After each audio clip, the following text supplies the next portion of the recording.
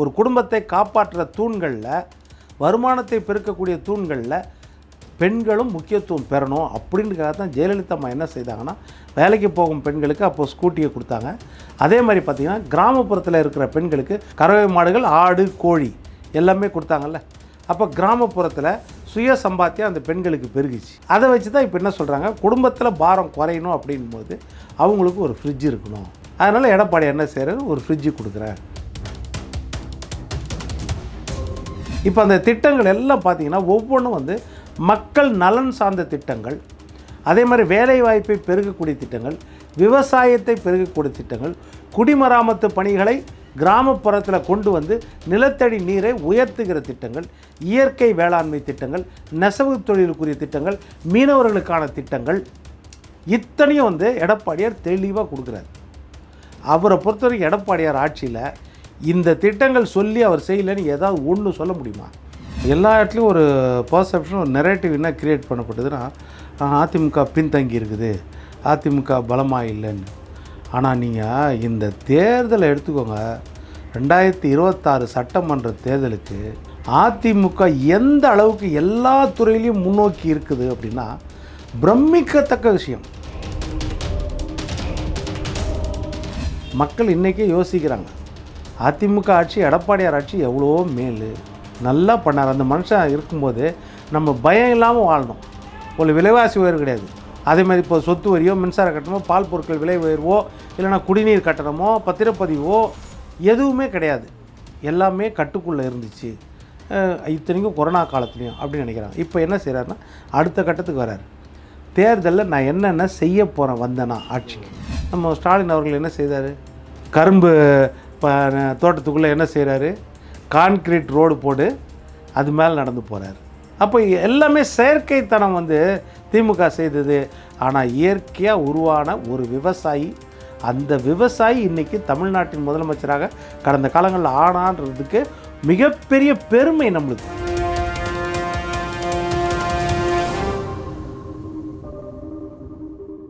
ஒவ்வொரு மாதமும் 5 மில்லியனுக்கு அதிகமான பார்வையாளர்களை சென்று சேரும் எங்களது சேனலில் உங்களையோ அல்லது உங்களது நிறுவனத்தையோ விளம்பரப்படுத்த வேண்டுமா? தொடர்புக்கு 9345835571. சார் வணக்கம். சார் வணக்கம் சார். அதிமுகவோட சட்டமன்ற தேர்தலுக்கான தேர்தல் வாக்குறுதிகள்லாம் வந்து எடப்பாடி பழனிசாமி அவர்கள் வந்து அனௌன்ஸ் வந்து பண்ணிட்டு வந்திருக்காரு. கொஞ்சம் கொஞ்சமாக முக்கியமான 50 கிட்ட சொல்லிட்டார். இதோட அம்சங்கள்லாம் என்னென்ன முக்கியமாக இருக்கிறதா பார்க்குறது நம்ம? இல்லை, மொத்தம் வந்து 297 வாக்குறுதிகள் நினைக்கிறேன். 297 கொடுத்துருக்காங்க. அதாவது முதல் கட்டத்தில் பார்த்திங்கன்னா ஒரு 5 வாக்குறுதி, அடுத்தது ஒரு 5 வாக்குறுதி, அப்படின்னு மறுபடியும் 3வது கட்டமாக ஒரு 5 வாக்குறுதி, 15 வாக்குறுதிகள் ஏற்கனவே கொடுக்கப்பட்டது. இப்போது மீதி வாக்குறுதிகள் கொடுத்தாச்சு. அது புத்தகமாக வெளியிட்டு அந்த குழு வந்து அவங்க எல்லா தரப்பு மக்களுடைய, எல்லா துறை மக்களுடைய அவங்க தேவைகளை கேட்டு அவங்கக்கிட்ட அந்தந்த பகுதி என்ன பிரச்சனை அப்படின்னு கேட்டு எல்லாத்துக்கும் தீர்வு காண்ற மாதிரி ஒரு ஒட்டுமொத்தமாக வாக்குறுதியை அறிவிச்சிருக்காங்க. அதில் சில நலத்திட்டங்களும் அறிவிச்சிருக்காங்க. அப்படி இருக்கும்போது இப்போது அதிமுகவை பொறுத்த வரைக்கும் எல்லா இடத்துலையும் ஒரு பர்செப்ஷன், ஒரு நெரேட்டிவ் என்ன க்ரியேட் பண்ணப்பட்டதுன்னா, அதிமுக பின்தங்கி இருக்குது, அதிமுக பலமாக இல்லைன்னு. ஆனால் நீங்கள் இந்த தேர்தலை எடுத்துக்கோங்க, 2026 சட்டமன்ற தேர்தலுக்கு அதிமுக எந்த அளவுக்கு எல்லா துறையிலையும் முன்னோக்கி இருக்குது அப்படின்னா பிரமிக்கத்தக்க விஷயம். திமுக எடுத்துக்கோங்க, திமுக வந்து ஏற்கனவே 8-9 வருஷத்துக்கு முன்னாடி உருவான கூட்டணி. அதிமுக கூட்டணி இப்போ தான் உருவாகிருக்குது, புது கூட்டணி. அந்த கூட்டணியில் இருக்கிற பிரச்சனை திமுக கூட்டணியில் பார்த்தீங்களா, எந்த அளவுக்கு பிரச்சனை. அவங்க சொல்லுக்கும் செயலுக்கும் சம்பந்தமே இல்லாமல் ஒவ்வொரு கட்சியும் தனித்தனியாக கூப்பிட்டு அவங்கள சப்ரஸ் பண்ணி, அவங்கள பலவீனப்படுத்தி, அதாவது அவங்களுடைய கேட்கும் திறமையை குறைச்சி, அவங்கள அப்படியே சொல்லி அவங்க சீட்டை குறைச்சி, ஏற்கனவே விசுவாசமாக இருந்த கூட்டணி கட்சிகள் கடந்த 5 வருஷமாக திமுக செய்கிற அடாவடித்தனமான செயல்களை கூட பெரிய அளவில் எதிர்ப்பு தெரிவிக்காமல் ஊடகங்கள்லாம் கூட உட்காந்து திமுகவுக்காக, திமுக காரங்களே சப்போர்ட் பண்ண மாட்டாங்க, அந்த அளவுக்கு சப்போர்ட் பண்ணி பேசின அந்த கட்சிகளெல்லாம் பலவீனப்படுத்தி அவங்க சீட்டெல்லாம் குறைச்சிட்டு புதுசாக வர கட்சிக்கு கூட சீட்டு, இரட்டை இலக்கத்தில் சீட்டு. இந்த அளவுக்கு இந்த பிரச்சனை. ஆனால் அதிமுக சைடு பாருங்கள், கடந்த காலத்தில் எல்லாமே முரண்பட்ட கட்சி. தனித்தனி அவங்கவுங்க தேர்தலை சந்தித்த கட்சி, அவங்கவுங்க கொள்கைகளை சொன்ன கட்சி, தனித்தனியாக அவங்கவுங்க போராடின கட்சி. தேர்தல் நேரத்தில் ஒரு பொது எதிரி திமுக, மக்கள் விரோத சக்தி, இதை வீட்டுக்கு அனுப்பணும், அப்போ நம்மெல்லாம் ஒன்றா சேரலான்னு ஒன்றா சேர்ந்த அடுத்த நாள்லேருந்து பாருங்கள், அவங்களுக்குள்ள ஏதாவது ஒரு சின்ன பிரச்சனையாவது வந்துச்சா? எல்லாம் தொகுதி பங்கீடு, இங்கே போய் பேசுனாங்க, அங்கே போய் பேசுனாங்க. இதெல்லாம் எங்கே போய் பேசினாலும் சரி. 2011 ஜனவரியில் பேப்பரெல்லாம் வருது, கூட்டணி பேச்சுவார்த்தை தொடர்பாக, கூட்டணி அமைப்பது தொடர்பாக சோனியா காந்தியை டெல்லியில் சந்திக்க கலைஞர் கருணாநிதி புறப்படுகிறார். மார்ச் 5 வயது கூட்டணியை இறுதி செய்வதற்காக, தொகுதி பங்கீடை இறுதி செய்வதற்காக சோனியா காந்தி அம்மாவை சந்திக்க கலைஞர் கருணாநிதி அவர்கள் டெல்லிக்கு பயணம் வந்துச்சா இல்லையா? டெல்லியில் போய் பேசினாங்கல்ல. இப்போ கனிமொழி அம்மா டெல்லியில் தான் போய் பேசினாங்க, ராகுல் காந்தி இங்கே வந்து பேசினார். அதனால் இதெல்லாம் வந்து இயற்கை. ஆனால் என்னென்னா, நீங்கள் எத்தனை தொகுதியில் நிற்கிறீங்க, அதிமுக எத்தனை தொகுதியில் நிற்கிது, இதுதான் முக்கியம். இங்கே பிரதான கட்சி சட்டமன்றத்தில் அதிமுக தான் நிற்கிது அதிக தொகுதியில். அந்த கூட்டணிகள்லாம் சுமூகமாக கேட்டு அவர்களுக்குள்ளே இணக்கமாக ஒரே இடத்துல உட்காந்து வெளியிட்டாங்க. 1-2 கட்சிகள் அடுத்த நாள் வெளியிடுறாங்க, அவ்வளோதான். மற்றபடி மேஜர் ஷேரு எந்த ஒரு சுணக்கமும் இல்லாமல் முடிஞ்சிருச்சு. அதே மாதிரி எடுத்துக்கிட்டிங்கன்னா, தொகுதி பிரச்சாரங்களில் 195 தொகுதிகளுக்கு மேலே எடப்பாடி பழனிசாமி பிரச்சாரத்தை மேற்கொண்டார்ல, மக்களை சந்திக்க. இன்றைக்கு வரைக்கும் மக்களை சந்திக்க திமுக போலியே. நிர்வாகிகள் கூட்டம், நலத்திட்டங்கள் கூட்டம், இந்த 2 தடவை செய்துட்ருக்காங்க. மக்களுக்காக பிரச்சார பயணம் எங்கே மேற்கொண்டிருக்காங்க? எதுவும் கிடையாதுல்ல. அதுக்கு அடுத்தது எடுத்துக்கிட்டிங்கன்னா, இது முடித்த உடனே தேர்தல் அறிக்கை, டக்குன்னு எப்படி தேர்தல் அறிக்கை வருது பாருங்கள். ஒட்டுமொத்த தேர்தல் அறிக்கை எதுவுமே சொல்லாமல் தேர்தல் அறிக்கை. அடுத்து இன்றைக்கி பார்த்திங்கன்னா வேட்பாளர் அறிவிப்பு, 23 வேட்பாளர்கள் அறிவிச்சாச்சு. எந்தெந்த தொகுதி, இப்போ சில தொகுதிகள் வந்து பிஜேபி கேட்டிருக்கோம், அதிமுகவும் விருப்பமாக இருக்கும். சில தொகுதிகள் வந்து அம்மா மக்கள் முன்னேற்ற கழகம் கேட்டிருக்கோம், அதில் பிஜேபியும் கேட்கும். இதெல்லாம் எல்லா கூட்டணியும் இருக்கும். 2 கட்சி 3 கட்சி ஒரே தொகுதியை கேட்கும். ஆனாலும் வெற்றி வாய்ப்புள்ள தொகுதிகளெல்லாம் எப்படி அதிமுக உடனடியாக இப்போ 23 தொகுதி அறிவித்தாங்க. அப்போ கூட்டணி கட்சிகள் எல்லாம் எவ்வளோ சுமூகமாக பேசினால், இந்த மாதிரி முதல் கட்ட அறிவிப்புகள் வந்து அதிமுக கூட்டணியில் எல்லாத்துலேயும் முந்திக்கிறாங்கல்ல. தேர்தல் பிரச்சாரத்தில் முந்திக்கிறாங்க, கூட்டணி அமைப்பதில் முந்திக்கிறாங்க, தொகுதிகளின் எண்ணிக்கை பிரிக்கிறதுல முந்திக்கிறாங்க, அடுத்து தொகுதி ஒதுக்கீடு செய்து வேட்பாளர் அறிவிக்கிறதுல முந்திக்கிறாங்க, தேர்தல் வாக்குறுதி அதுலேயும் முந்திக்கிறாங்க. அப்போ எல்லாத்துலேயும் அதிமுக முன்னணி பயணத்தில் இருக்குது. காரணம் என்னென்னா, அவங்களுக்கு மக்கள் மேலே இன்றைக்கி நம்பிக்கை இருக்குது. மக்களை பொறுத்த வரைக்கும் பெரிய அளவில் திமுக மேலே அதிருப்தி. சட்டம் ஒழுங்கு பிரச்சனை மட்டும் இல்லை, பெண்கள் பாதுகாப்பு மட்டும் இல்லை, போதைப்பொருள் கலாச்சாரம் மட்டும் இல்லை, விலைவாசி உயர்வு மட்டும் இல்லை, தேர்தல் வாக்குறுதிகள் எதையுமே நிறைவேற்றாமல் பொய் வாக்குறுதிகள் கொடுத்து எல்லா துறை மக்களையும் ஏமாற்றுறது. இன்னொரு பக்கம் பார்த்திங்கன்னா ஜாதிய வன்கொடுமைகள், இவ்வளோ முக்கிய தலைவர்களின் உயிரை பறிக்கிறது. ஆம்ஸ்ட்ராங்லேருந்து ஜெயக்குமார் தன்சிங் நெல்லையில் காங்கிரஸ் மாவட்ட தலைவர், இதெல்லாம் தொடர்ந்து நடந்துட்டு இருக்கும்போது இந்த அரசாங்கத்தின் மேலே, திமுக அரசாங்கத்தின் மேலே மிகப்பெரிய நிர்வாக கோளாறு, நிர்வாக சீர்கேடு. மக்கள் இன்றைக்கே யோசிக்கிறாங்க, அதிமுக ஆட்சி, எடப்பாடியார் ஆட்சி எவ்வளோ மேல், நல்லா பண்ணார். அந்த மனுஷன் இருக்கும்போது நம்ம பயம் இல்லாமல் வாழணும். ஒரு விலைவாசி உயர்வு கிடையாது. அதே மாதிரி இப்போ சொத்து வரியோ, மின்சார கட்டணமோ, பால் பொருட்கள் விலை உயர்வோ, இல்லைனா குடிநீர் கட்டணமோ, பத்திரப்பதிவோ எதுவுமே கிடையாது. எல்லாமே கட்டுக்குள்ளே இருந்துச்சு. இத்தனைக்கும் கொரோனா காலத்துலேயும் அப்படின்னு நினைக்கிறாங்க. இப்போ என்ன செய்கிறாருன்னா, அடுத்த கட்டத்துக்கு வர்றாரு. தேர்தலில் நான் என்னென்ன செய்ய போகிறேன் வந்தேன்னா ஆட்சிக்கு. ஏற்கனவே போன தடவை உரிமை தொகை அனைத்து மக்களுக்கும், ரேஷன் கார்டில் உணவுப் பொருட்கள் பெறும் அனைத்து மக்களுக்கும் 1500 ரூபான்னு 2021 சொன்னார். திமுக 1000 ரூபாய் தான் சொல்லிச்சு. ஆனால் திமுகவை நம்பி ஓட்டு போட்டாங்க மக்கள். ஏன்னா அந்த 10 வருட ஆன்டி இன்கம்பன்ஸு இயற்கையாக இருக்கும். அதிமுக மேலே ஒரு எதிர்ப்பு அப்படின்றது இயற்கையாக வரும். அதை நம்பி என்ன செய்யிட்டாங்க, திமுக போட்டாச்சு. இந்த முறை என்ன சொன்னார், நாங்கள் 2000 ரூபாய் கொடுப்போன்னு அதிமுக சொல்லியிருக்குது. எப்படி கொடுப்பாங்க அப்படின்னு.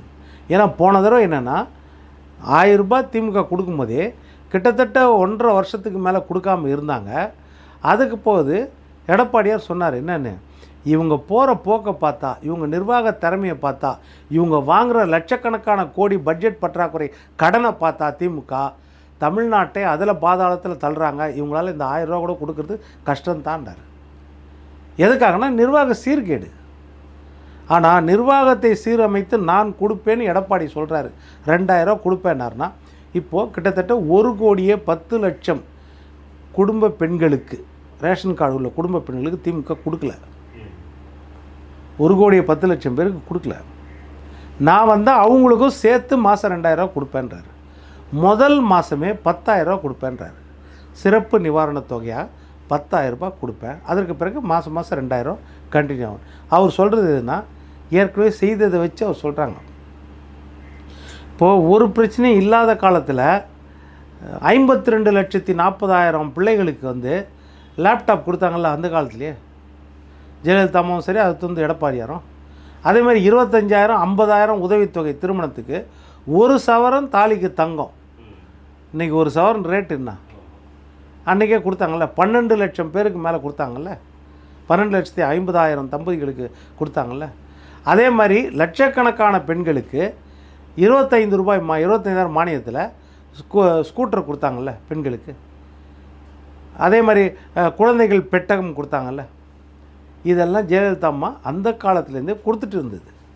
அதனால் இது போல் நலத்திட்டங்கள் கொடுக்குறது அதிமுகவுக்கு மிக சுலபம். ஏனென்றால் கணக்கு போட்டு கொடுப்பாங்க. அதே மாதிரி திமுக மாணவர்களுக்கு நீட்டை தான் ரத்து பண்ணல, ஏமாற்றிட்டீங்க. கல்வி கடனை ரத்து பண்ணியிருக்கலாம்ல. நீங்கள் தானே சொன்னீங்க கல்வி கடன் ரத்து பண்ணுவேன். அது வந்து சென்ட்ரலைஸ் நேஷனலைஸ் பேங்க்கில் வாங்கணும். அது பொதுத்துறை வங்கிகளில் இல்லைன்னா தனியார் வங்கிகளில் வாங்கணும். அந்த வங்கிகளில் இருக்கிற கடனை நான் ரத்து பண்ண 159 வாக்குறுதியாக திமுக கொடுத்துச்சுல, செய்துச்சா? ஏன் செய்யலை? ஏமாற்றிட்டாங்க. மத்திய அரசுலேருந்து பணம் வரல, அதுக்கும் இதுக்கும் சம்மந்தமே கிடையாது. இது நீங்கள் கடன் வாங்கினதை மாணவர்கள், பள்ளி மாணவர்களாலும் கல்லூரி மாணவர்களாலும் 30 வயதுக்குள்ளே இருக்கிறவங்களுக்கு நான் கடனை ரத்து பண்ணுவேன் நீங்கள் கொடுத்து சொல்லிட்டீங்க. ஏன் செய்யலை? அதை எடப்பாடியார் தேர்தல் அறிக்கையில் கொடுக்குறாரு, பட்ஜெட்டோடு கொடுக்குறாரு. 7,000 கோடிக்கு மேலே கல்வி கடன் இருக்குது. ஃபர்தராக கல்வி கடனுக்கு ஒரு 7,000 கோடி தேவை. இது எல்லாத்தையுமே இந்த 14,000 கோடி பட்ஜெட்டில் நாங்கள் நிதி ஒதுக்கி இந்த மாணவர்களின் கல்வி கடனை ரத்து செய்வோம் சொல்கிறாரு. அதே மாதிரி நீட்டில் 7.5% இடஒதுக்கீடு அரசு பள்ளி மாணவர்களுக்கு. இவர் கொடுத்த உடனே, எடப்பாடியார் கொடுத்த உடனே திமுக என்ன குதிச்சாங்க. தேர்தல் அறிக்கையில் என்ன சொன்னாங்க? எடப்பாடியார் 7.5% அரசு பள்ளி மாணவர்களுக்கு கொடுத்துருக்காரு, இது பத்தாது, 10% கொடுக்கணும். நாங்கள் வந்தால் அரசு உதவி பெறும் பள்ளி மாணவர்களுக்கு 2.5% கொடுப்போன்னு சொன்னாங்களே தேர்தல் அறிக்கையில். இதுக்கு என்ன பட்ஜெட் காசு வேணும்? நீங்கள் ஆயிரக்கணக்கான மாணவர்கள் எக்ஸ்ட்ரா எம்பிபிஎஸ் ஆகிருப்பானா அந்த 10% ஆக்கியிருந்தா? இதுக்கும் மத்திய அரசுக்கும் என்ன சம்பந்தம்? இதையே ஏமாத்துனீங்க. அப்போ மக்களை திமுக ஏமாத்துச்சா இல்லையா? மாணவர்களை மாணவிகளை ஏமாத்துச்சா இல்லையா? அப்போது இதை தான் எடப்பாடியார் சொல்கிறார். நான் 7.5% கொடுத்தேன், யாரும் கேட்காமையே தான் நான் கொடுத்தேன். யாரும் என்கிட்ட விண்ணப்பம் கொடுக்கல. எனக்காக தோணுச்சு. ஏன்னா நான் கார்ப்பரேஷன் கவர்மெண்ட் ஸ்கூலில் படித்தேன், அந்த கஷ்டம் எனக்கு தெரியும். அவர் சொல்கிறார் தான், நான் வந்து அரசு பள்ளியில் படித்ததால் அந்த கஷ்டம் எனக்கு தெரியும், அந்த மாணவர்களுக்கு கஷ்டம். அதனால் நான் 7.5% கொடுத்தேன். இப்போ நான் ஆட்சிக்கு வந்தால் 10% ஆக்கிடுவேன் சொன்னார்ல. 10% கொடுத்துருவேன்றாரு. அவர் செய்வார். அதே மாதிரி கடந்த காலங்களில் திமுக வண்ண தொலைக்காட்சி கொடுத்துச்சு. இவங்க வந்து மிக்சி, கிரைண்டர், ஃபேன் கொடுப்பேன் சொல்லியிருந்தாங்க. அதே மாதிரி வந்தவொடனே கொடுத்தாங்க. போன தடவை எலெக்ஷனில் என்ன சொன்னார்னா வாஷிங் மிஷின் கொடுப்பேன்னாரு. ஏன்னா பெண்களை முன்னேற்ற வேண்டும். பெண்கள் வந்து அந்த குடும்ப பாரத்திலேருந்து அடுத்த கட்டத்துக்கு போகணும். அவர்கள் சுய சம்பாத்தியத்துக்கு போகணும். அவர்கள் கையில் வருமானம் இருக்கணும். அதாவது ஒரு குடும்பத்தை காப்பாற்றுற தூண்களில், வருமானத்தை பெருக்கக்கூடிய தூண்களில் பெண்களும் முக்கியத்துவம் பெறணும். அப்படின்றதுக்காக தான் ஜெயலலிதா அம்மா என்ன செய்தாங்கன்னா, வேலைக்கு போகும் பெண்களுக்கு அப்போது ஸ்கூட்டியை கொடுத்தாங்க. அதே மாதிரி பார்த்திங்கன்னா கிராமப்புறத்தில் இருக்கிற பெண்களுக்கு கறவை மாடுகள், ஆடு, கோழி எல்லாமே கொடுத்தாங்கல்ல. அப்போ கிராமப்புறத்தில் சுய சம்பாத்தியம் அந்த பெண்களுக்கு பெருகிச்சு. அதை வச்சு தான் இப்போ என்ன சொல்கிறாங்க, குடும்பத்தில் பாரம் குறையணும் அப்படின்போது அவங்களுக்கு ஒரு ஃப்ரிட்ஜ் இருக்கணும். அதனால் எடப்பாடி என்ன செய்கிறாரு, ஒரு ஃப்ரிட்ஜு கொடுக்குறேன் அப்படின்னு சொல்கிறார். இப்போ அந்த திட்டங்கள் எல்லாம் பார்த்திங்கன்னா ஒவ்வொன்றும் வந்து மக்கள் நலன் சார்ந்த திட்டங்கள். அதே மாதிரி வேலைவாய்ப்பை பெருகக்கூடிய திட்டங்கள், விவசாயத்தை பெருகக்கூடிய திட்டங்கள், குடிமராமத்து பணிகளை கிராமப்புறத்தில் கொண்டு வந்து நிலத்தடி நீரை உயர்த்துகிற திட்டங்கள், இயற்கை வேளாண்மை திட்டங்கள், நெசவு தொழிலுக்குரிய திட்டங்கள், மீனவர்களுக்கான திட்டங்கள், இத்தனையும் வந்து எடப்பாடியார் தெளிவாக கொடுக்குறார். அவரை பொறுத்தவரைக்கும் எடப்பாடியார் ஆட்சியில் இந்த திட்டங்கள் சொல்லி அவர் செய்யலைன்னு ஏதாவது ஒன்று சொல்ல முடியுமா? இப்போ வரைக்கும் சொல்லுங்கள். ஏதாவது ஒரு விஷயம் அவர் சொல்லி இதை செய்யலை அப்படின்னு ஏதாவது சொல்ல முடியுமா? பாதுகாக்கப்பட்ட வேளாண் மண்டலமாக தஞ்சை டெல்டா மண்டலத்தை அறிவிச்சிட்டார். இப்போ என்ன சொல்லியிருக்காரு? எல்லா விவசாயிகளுக்கும் அவங்களுக்கு நெல்லை பாதுகாக்கக்கூடிய தார்ப்பாய்கள் எல்லா இடத்துலையும் கொடுக்கப்படும் சொல்லியிருக்காரா இல்லையா? அப்போது எல்லா திட்டங்களும் இதெல்லாம் அட்வான்ஸாக சொல்லிட்டார். இது எப்படி நிறைவேற்றப்படும் அப்படின்றதும் சொல்லிட்டார். அவ்வளோதான். ஏனென்றால் ஏகப்பட்ட கடனில் கிட்டத்தட்ட 5.5 லட்சம் கோடி எக்ஸ்ட்ரா கடன் வாங்கியாச்சு. 11 லட்சம் கோடி இன்றைக்கி தமிழ்நாடு கடனில் இருக்குது திமுக அரசாங்கம். ஆனால் உலக பொருளாதார நிபுணர்களை கொண்டு நிதிமிகை மாநிலமாக மாற்றுவேனாங்க, இன்றைக்கி வரைக்கும் மாற்றலை. அப்போது என்னென்னா இவங்க இன்றைக்கி வரைக்கும் கூட்டணியை பற்றியே பேசினுக்கிறாங்க. கூட்டணி கூட்டணி கூட்டணி. இந்த சைடு நிறையா கூட்டணி இருக்குது, நிறையா கட்சிகள் இருக்குது. எந்த கட்சியும் எங்கேயுமே இல்லை. இரட்டை இலக்கத்தில் ஓட்டு வாங்குகிற கட்சி எந்த பக்கம் இருக்குது? இரட்டை இலக்கத்தில் சீட்டு வாங்குகிற கட்சி எந்த பக்கம் இருக்குது? இப்படி பார்த்திங்கன்னா அதிமுக கூட்டணி ஸ்ட்ராங்காக இருக்குது. இன்னொரு அதிமுகன்ற கட்சியே ஸ்ட்ராங்காக இருக்குது. இன்றைக்கி ஒரு பலமான கட்சியாக இருக்குது. திமுக மேலே மக்களுக்கு இருக்கிற அதிருப்தி எல்லாமே யார் பார்த்திங்கன்னா எடப்பாடியார் வந்து கடந்த காலத்தில் செய்த உழைப்பு இருக்குது பாருங்கள். அந்த உழைப்பு ஒன்றும் இல்லை. ஒரு வெள்ளம் வந்தோடனே போய் நிற்கிறார்ல, அந்த சேத்துல போய் நிற்கிறார்ல, அந்த நெற்கழிஞர்களை போய் பார்க்குறாருல, ரோட்டில் 8 கிலோமீட்டர் தூரத்துக்கு நெல்லை கொட்டி வச்சு அது இந்த இவங்க வாங்காமல் இருக்கிறாங்கள நெற்களஞ்சியத்தில் அவங்க கொள்முதல் பண்ண, அரசு கொள்முதல் பண்ணோம். அரசு கொள்முதல் பண்ணாமல் எவ்வளோ தாமதிக்கிறதால ஏன் டிரான்ஸ்போர்ட்டேஷன் கான்ட்ராக்டு லேட்டாக விட்டாங்க. லாரிகள் டிரான்ஸ்போர்ட்டேஷன் லேட் ஆகிடுச்சு. இங்கேருந்து வெளி மாநிலத்துக்கு அனுப்புறது லேட் ஆகிடுச்சு. குடோனில் கொண்டு போய் வைக்கிறது லேட் ஆகிடுச்சு. திறந்த வெளி குடோனில் பெரிய அளவில் தார்ப்பாயில் இருப்பு, ஆனால் விளைச்சல் அதிகமாகிடுச்சு. திமுக நிர்வாகம் பண்ண முடியல, நிர்வாக கோளாறு. இதையெல்லாம் பார்த்து சொன்னார்ல, நீங்கள் செப்டம்பர்லேயே மத்திய அரசுக்கு மனு கொடுத்துருக்கணும். என்னென்னு அந்த ஈரப்பதத்தை 18% 22% உயர்த்த சொல்லி அப்போவே மனு கொடுத்துருக்கணும். நெல் கொள்முதல் நிலையங்களை அப்போவே நீங்கள் கட்டியிருக்கணும். நீங்கள் சட்டமன்றத்தில் சொல்கிறீங்க நெல் விளைச்சல் அதிகமாகிடுச்சு. அது மட்டும் பெருமை இல்லை. நெல் விளைச்சல் அதிகமாகிடுச்சுன்னா அதை ப்ரொக்யூர் பண்ணுற அளவுக்கு, அதை வாங்கக்கூடிய அளவுக்கு வேலையாட்களை நியமிக்கணும், பணியாட்களை நியமிக்கணும், சாக்குப்பை தரணும், அவங்களுக்கு தார்ப்பாய் தரணும், எட மிஷின் இருக்கணும், குடோன் வேணும். அதுக்கப்புறம் அதை எடுத்துகிட்டு கொண்டு போய் செய்கிறதுக்கு போக்குவரத்து வேணும். இவ்வளவு கட்டமைப்பையும் நீங்கள் மேம்படுத்தி இருக்கணும்ல. பெருமையாக நீங்கள் விளைச்சல் டபுள் ஆயிடுச்சுன்னு மட்டும் சொன்னால் போதுமா? இந்த கட்டமைப்பெல்லாம் யார் செய்கிறது? இதெல்லாம் தான் எடப்பாடியாக தெளிவாக சொன்னார். ஆனால் நம்ம ஸ்டாலின் அவர்கள் என்ன செய்தார்? செக்ரட்டரியேட்டுக்கு கொண்டு வந்து நியூஸ் பேப்பர் மேலே வச்சு அந்த விளைஞ்ச நெல்லை பார்க்குறேன்னு. இது உலகத்திலே இந்த மாதிரி நடக்குமா? இதுக்கு பார்க்காம இருந்திருக்கலாம். எனக்கு நேரம் இல்லை, போக நேரம் இல்லை, இல்லை வேறு ஏதாவது வேலை இருந்துச்சு, இல்லை ஏதாவது ஒன்று சொல்லலாம். ஆனால் கூப்பிட்டு செக்ரட்டரியேட்டில் பேப்பர் மேலே வச்சு, நியூஸ் பேப்பர் மேலே அதை வச்சு பார்த்தா அதில் அவர் கண்டுபிடிச்சிருவாரா? என்ன கண்டுபிடிக்க முடியும்? கரும்பு தோட்டத்துக்குள்ளே என்ன செய்கிறாரு? கான்கிரீட் ரோடு போடு அது மேலே நடந்து போகிறார். அப்போ எல்லாமே செயற்கைத்தனம் வந்து திமுக செய்தது.